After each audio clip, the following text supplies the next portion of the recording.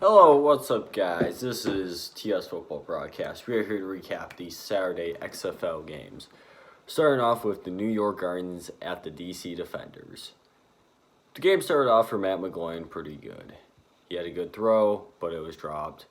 But then he got killed on a pass rush, and it forced them into a 3-and-out. Eli Rogers, of course, played through his mother's funeral, which was quite respectable. Eli Rogers played through his mother's funeral. There was a flag on the defenders for a penalty to the back, and then Cardale Jones decided he's going to flash his man potential by throwing to Eli Rogers for a first down, like an absolute dart, beautiful throw. And then they pretty much just suck it up, downs 1 through 3. He checks it down to Rogers, or he runs it for a first down, then he checks it down to Rogers on the next play. The Guardians' defense overall in the opening drive was stout. They forced an offside on third down by Kari Lee, but then they get first and they're pushed into the red zone. As a result of them being pushed into the red zone, I did highlight that as red zone, which is something I started doing. They got stuffed on first. He threw it away. Cardale Jones threw it away on the second, and DeAndre Thompson got a touchdown, and they missed the 1-point conversion. And then after that, the Guardians' defense was just doing good. The Guardians' defense throughout the first half, anyway, really good against the run. But its secondary could be beat by speed and route running, especially on the Tompkins touchdown. And then the Guardians later decided it was time for a pump fake. Their quarterback, Williams, ran it for first down, and it was a spark. The spark did not last, however, as McGloin missed Horn on first down. McGloin threw it to Victor on second before being sacked. Victor fumbled it after Scooby Wright hit him. Scooby Wright the third hit him. And then Raheem Moore hit him to cause the fumble. He retrieved the fumble and ran it to 39. And then there's some post-contact play stuff. And then Jones just had a check down, ran the ball.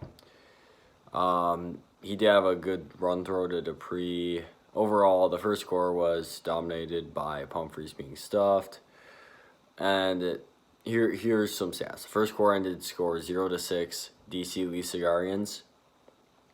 The Guardians had one first down the entire first quarter. The DC Defenders had 6.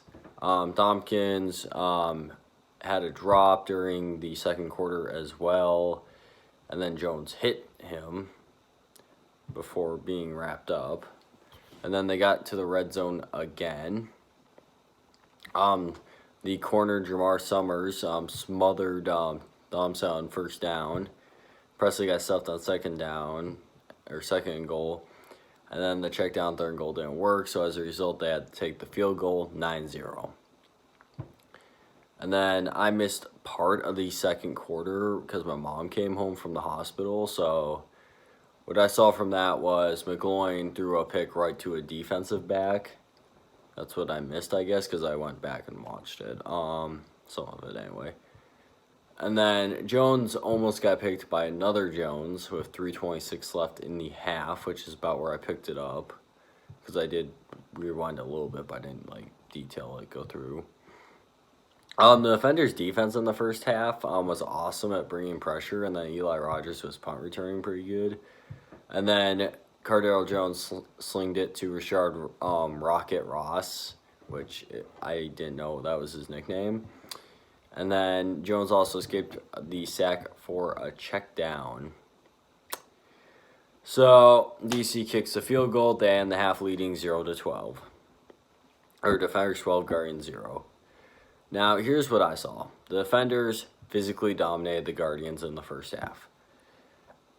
The Guardians had defense in the red zone that first half because they allowed 1 touchdown, 2 field goals. And the amazing second half, the coach Gilbride called out Matt McGloin, got called out by Matt McGloin for his play calling, and Matt McGloin got called, and then the Gilbride called out McGloin for bad play calling, or for bad play. So I think the New York Guardians could be a mess, is what I got from that. I was like, are you kidding me? So yeah, I kind of want to roast both sides of that, because like, you don't call it your play caller during a game, during halftime, and then Gilbride just kind of fired back. It's like, well, shit, it's already a fucked up situation anyway. So yeah, the New York Guardians after that were just bad. Some of the things that happened though, Cardale Jones had an almost pick, and it was really bad. It should have been picked. McGloin had a pick six to Thurman, and then there was a 1 point fail, which made 0-18. Thurman also single-handedly stuffed the Guardians special teams. Guardians offense then proceeded to false start. There was almost a pick into double coverage, and then they ended up punting again. And then Pumphrey and Presley combined for having some big runs, and then they started losing it on the pass. And then Kari Lee caught a really good touchdown by Jones, but it was called back for offensive pass interference, which kind of sucked. And then the ball got picked because they bounced the ball off of what's-his-face's hands into Hines' hands for the pick. And then the Defenders' defense decided to say, screw this, forced back-to-back losses and a sack. And then they had Vogel punt again. And then there's a double pass with Tompkins, and the shot missed. And then later on that drive, Jones fumbled. He recovered it. He threw it to Tompkins. Next play, Rocket Ross gets into the red zone.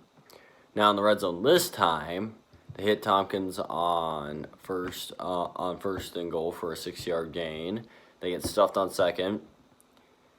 There's a really underthrow by Jones on that next throw, but they still get the first down in spite of that really bad throw. And now it's first and goal on the 1. They got flagged for a false start 2 times in a row. It's first and goal on the 11. Presley got a run for 2, and then their screen got stuffed. And then Jones overthrew Eli Rogers, and ended up being a 26-yard field goal to make the game 21-0. At that point, New York decided to bench Matt McGloin, and Marquise Williams came in and promptly had 3 and out, had 3 downs go south. And then on 4th down, he threw it to McKay for a first, and they got a false start. And then they got sacked on 3rd down to make it 4th and 17. And then, yeah, the drive ended there. And then Jones hit Ross, and they got into the red zone. And then the defenders got stuffed on a run, and then they got TD pass to Hayward. And then they did something kind of cool and did the first ever 3-point attempt. Tompkins got the ball. He overthrew Ross, and it was 0-27. And then Anthony Johnson got sacked late on Marquise Williams. Williams tried to be great escapee. His great escape did negate some offsides and holding penalties. And then their last shot failed pretty bad. So some takeaways from this game. Kevin Gilbride lost his team during that game, I'm pretty sure, because that was pathetic. I was just really disappointed when I saw the Guardians the second half. I thought this was going to be a really good game, and I was like, oh my god, this is bad. So yeah, they were really bad on 3rd down. The red zone defense was pretty good, though, all things considered. It wasn't good enough, but their offense did them absolutely no favors. DC's for real is what I got out of this game. The Guardians looked awful. Final score, Guardians, goose egg, shutout the DC Defenders 27 in the first ever XFL shutout. And I thought this was going to be the good game. So here's some stats, because I guess people want to hear stats. I don't put a lot of stock in the stats. There's a few stats I will put stock in, like third down conversion percents. But other than that, I'm like, well, fuck stats. You know? So, Tim Cook was the leading rusher for the Guardians with 39 yards rushing. Matt McGloin had 2 picks, no touchdowns. Williams had no touchdowns, no picks, and went 4 for 8, while McGloin went 8 for 19. He started the game 4 for 12, so he got better as time went on. Pearson missed 3 catches. So Colborn, I'm guessing it was McGloin's fault if I'm being perfectly honest. McKay also missed 3. Some of those were not his fault though. As I said before, McGloin was not that good, although he was not getting any time to throw. The Guardians' defense, however, did not get a single sack. It did get 2 quarterback hits registered by Walker and Romy. And they got 3 tackles for loss again by Romy, Hendai, and Sorrow. And then Hines had the sole interception. And they didn't force any fumbles. On special teams, they got 3 tackles, excuse me. But overall, just a very pitiful performance from the Guardians' statistical standpoint and from a watching the game standpoint. Now, as for the DC Defenders, statistically, Humphreys, 52 yards, no touchdown, 4.3 yards an attempt, looked pretty serviceable. Cardale Jones only took off once for 14 yards. Cardale Jones as well went 23 of 37 for 62% completion percentage, 276 yards, 2 touchdowns, 1 pick. His longest ball was a 40-yard ball. Ross was the leading receiver in this game. Rocket Ross with 95 yards, no touchdowns. Caught 4 of his 5 targets. Tompkins had 9 targets, caught 6 of them for 92 yards, 1 touchdown. He missed 1 or 2. Eli Rogers had 8 targets, caught 5 for 49 yards, no touchdowns. And then Hayward caught 1 target for 1 reception for 6 yards for 1 touchdown. And they also had Nick Brosette in there, who didn't get anything. Defensively, Johnson had 1.5 sacks on a day. Barnes had the other half of that sack, and then Bromley got a sack all by himself. And then Sprinkle and Mesquo registered quarterback hits. And the defense had Barnes had 1 tackle for a loss. Bromley and Johnson both had 2, and then Seinstein had 1. Thurman had 1 of the picks and 1 of the PDs. Elm had the R pick and the other PD. Grant also had a PD, or pass defense, excuse me. Moore got pass defense. Moore also got the forced fumble and fumble recovery. And they did a lot of tackling on the special teams because they were good at that. Okay, now we get into the another game. I don't want to call this a good game because it was... this game was something, I'll say that much. That's about all I can say, especially in the first half. Vipers at the Dragons. So Taylor Cornelius was starting for the Vipers due to an Aaron Murray injury. So you're already like, oh shit, the Vipers were terrible last week with their quarterback of their choice. Now they're going to throw Cornelius in. And they also didn't throw Flowers in. Yeah, I'll get into that later. He started off with a really low throw that was incomplete. They got stuffed on the run, 2nd down, and then on 3rd down, he just overthrew the fuck out of it. The only good thing about that first drive was the punt return team got Seattle to their own 10. And then Seattle started the game off with a 6-yard run. Silver surrounds for a 1st down, and then Ricky Walters stuffed the run. And then Campbell got stuffed. And then on 3rd and 14, Farrell just ran for 3. They were just like, well, be conservative, beginning of the game. And then the punter Miller had a really short kick, which really could have screwed him over, but the Vipers slipped because they're the Vipers. So it wasn't as bad as it could have been. And then Cornelius proceeds to keep underthrowing. And then he actually hits on a throw to Jamie Clark for a big gain. Only took him like 6 tries. And then, yeah, nothing comes after that. They fizzle out and punt. Silvers has a miscommunication with Pole on first down. Near gets picked by McFadden. He runs around the pocket. Jim Zorn did do something nice, though. Jim Zorn's been taking some heat. I liked what he said to Silvers, so they did a great job of Vane. He just needs to make the throw. And the drive fizzled out there. Now, Quentin Flowers comes in for the Vipers, runs a drive. Pretty much Patrick got stuffed. Flowers jumped off the Tolliver on second, and then he ran for a first down. They're moving the ball down the field. He got hit in the backfield on a keeper.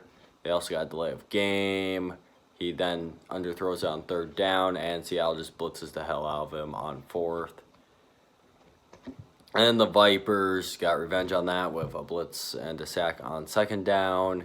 And that got punted out of bounds. Vipers are on 35. For some dumb reason, they threw Corneliuson back at quarterback, who then got sacked on third down.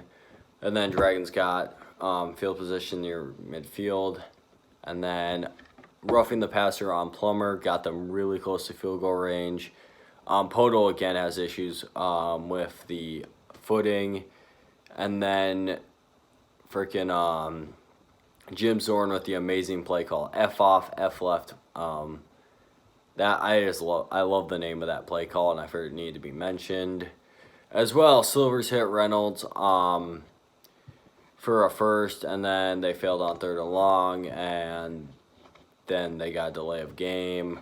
And then their kick was blocked by the Vipers.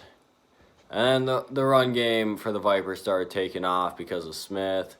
And then Cornelius hit Horn for a 17-yard gain, which was cool. And then Truesdale got a dump off into a first down, which helped Cornelius' yardage quite a bit. And then on the red zone, Cornelius, there's a short run for 3 yards. Cornelius avoided a sack by getting stuffed at the line. And then Truesdale got stuffed on the line for a screen. And then Franks does not shank a field goal and hits it for 3. And then he shanks the kickoff. And now it's on Tampa's 45. Seattle then gets the great opportunity. Farrell runs it. They false start. They lose a timeout.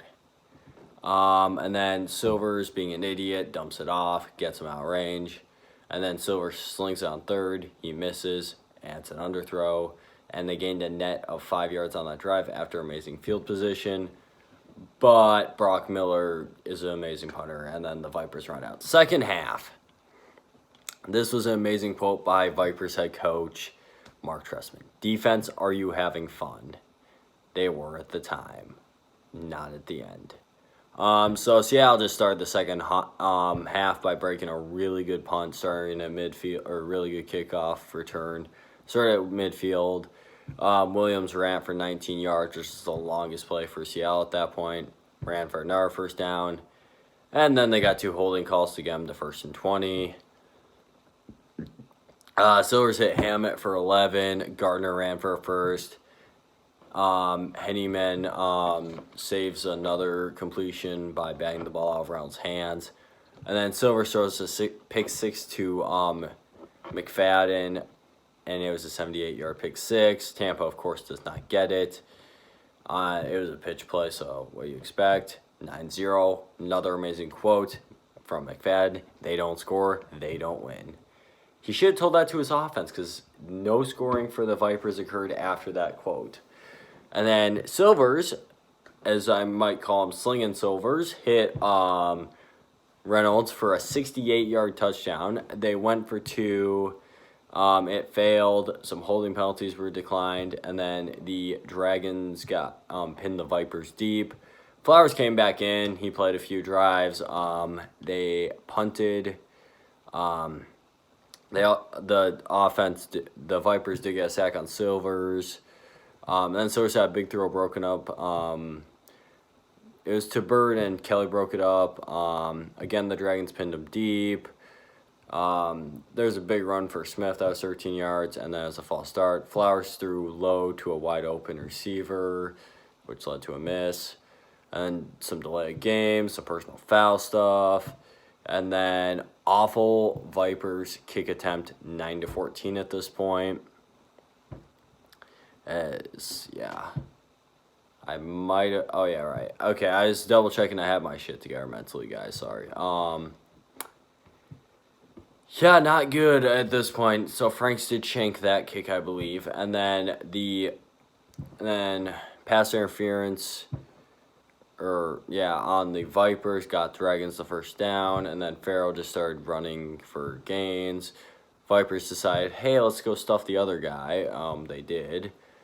And then they almost get picked off on an open throw, and the punt landed at the 2, and then Cornelius came in after a Flowers pick and promptly overthrew it, and another overthrow. And then Patrick ran it for a first near midfield. The Dragons' defense made it hard for Cornelius to set his feet after that point. And then he got sacked by Thompson on 4th down to end that drive. And then Farrell ran it.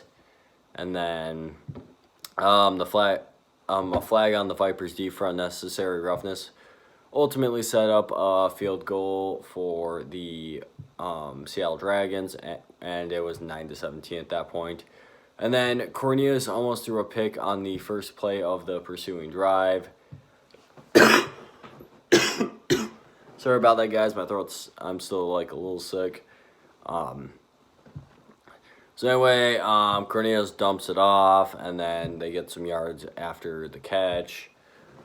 Then he hits Reese Horn for 15, and then he misses Smith, but due to illegal substitution by the Dragons, it's 1st and 5 on the 18. And then they got pass interference on what would have been a touchdown, and then to end the game, there was a pick by Querio. Game was over. Vipers have not scored an offensive touchdown to this point. Final score, 9-17, 9 Vipers, 17 Dragons. I think that Vipers' defense is solid. I just don't think they can score on offense. I think part of that is Mark Trestman's fault, and the other part of it is not having good quarterbacks.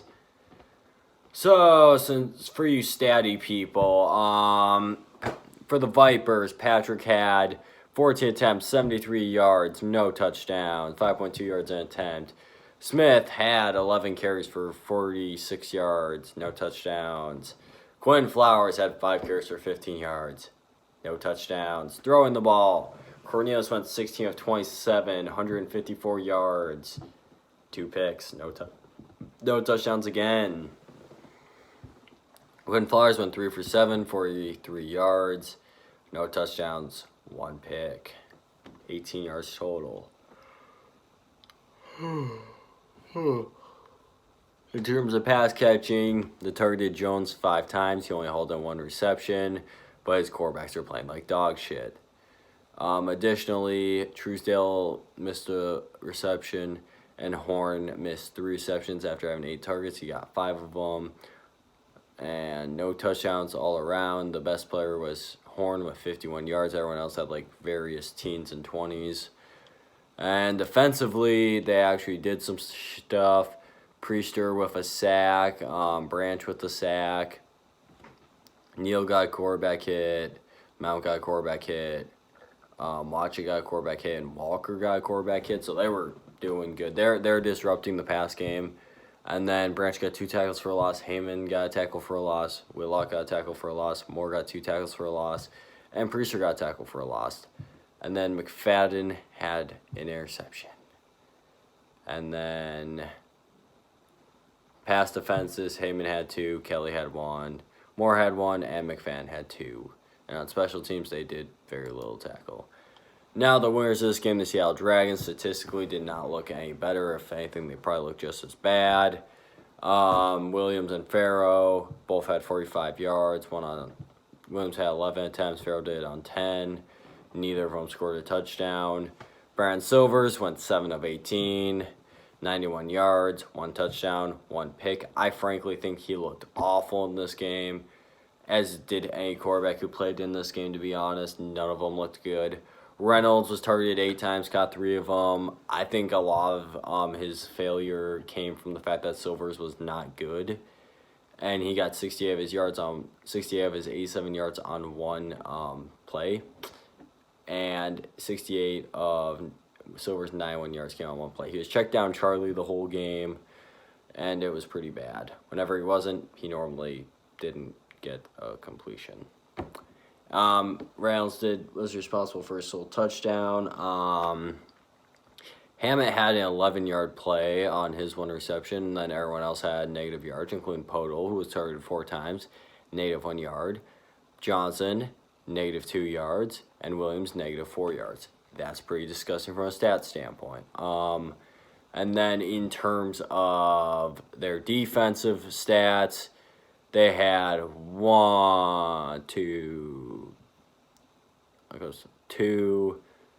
3. They had 4 sacks defensively. Williams had 1.5. Morgan had half. Smith had a half.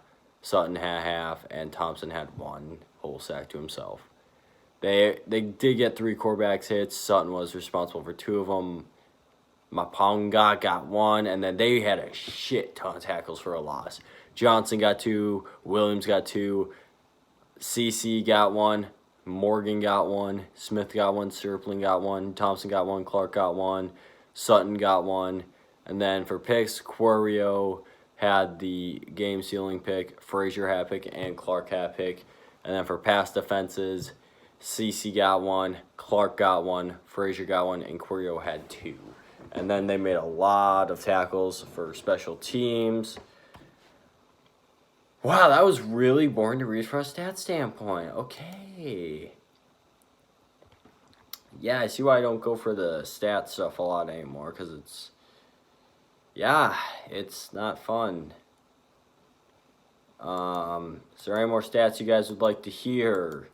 Let me know in the comments for future videos if there's any more stats you would like to hear. Now, overall, my opinion of the Vipers and the Dragons after this game, I was wrong about the Dragons. They aren't completely screwed. I saw Zorn coach better than he did the previous week. Also, DC defenders. I didn't think they were quite as good as they ended up being. Vipers are fucked. Mark Trestman is too conservative. It's not good. Their defense is good. I don't know if they'll win a game, though, if their offense keeps being this fucking terrible. I'd make a trade for a quarterback, or I would do something, or throw in Flowers for a whole game, see what he can do with a whole 60 minutes. But yeah, they were bad offensively. They were just as bad as they were last week. I thought that was an anomaly. I'm like, okay, there's no way they can be that bad. They're really good getting yards. They're really bad scoring. I think part of that falls on Mark Trestman, and part of that does fall on the quarterback play. Overall, Vipers are the worst team in the league, unless tomorrow shows me something different. Dragons are very middling. I'm really high on the Dragons after seeing what DC did to the Guardians. I was thinking, oh, the Guardians are a middling team and the Dragons are dumpster fire. After seeing the games today, the Dragons are middling. The Guardians are probably closer to that garbage quality. Especially since the Guardians did play the Vipers last week. So it's like, okay, I kind of got to jump on these 4 teams. I know which is better. And Dragons are the second best. DC is obviously the first. Guardians are the third. Vipers are the fourth. Anyway, guys, thank you all for watching. Like, comment, subscribe. Twitter in the description below. I'm going to go watch some hockey, so have a nice day. Like, comment, subscribe. Twitter in the description below, and goodbye.